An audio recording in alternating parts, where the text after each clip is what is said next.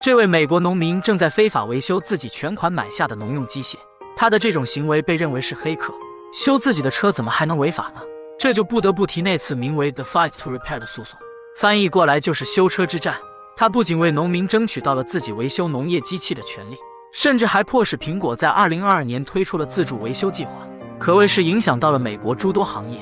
事情的发展还要从美国的内布拉斯加州说起。农场主汤姆的家族从18世纪起就是在当地经营农场，他的农场里不仅有几十年前的老古董，还有现在极为先进的约翰迪尔牌农机。据他描述，80年代中期开始，拖拉机就开始逐步电子化。之前的老农用机械，他们自己买上配件就可以轻松维修更换，甚至二手零部件在农机维修领域相当普遍。而随着电子化的进度越来越快，现在农场里的约翰迪尔拖拉机已经完全电子化，每台拖拉机上都有一个这样的接收器，它的作用是接受厂家的远程 GPS 信号。每当换上新的零部件，必须要远程匹配才能正常使用。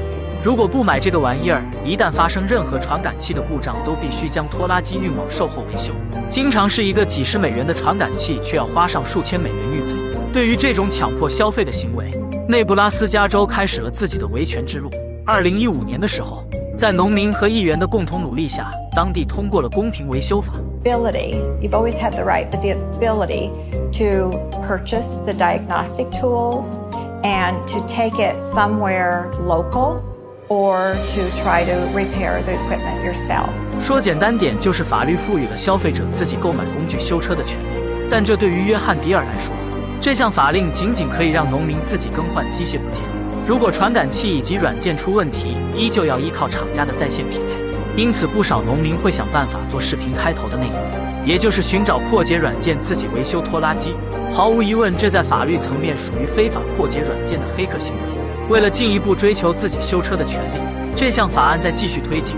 农民们希望约翰迪尔公司公开软件诊断和服务手册，这不仅仅关系到农机领域，公开这些信息将直接影响苹果、微软等等靠软件形成垄断巨头的利益。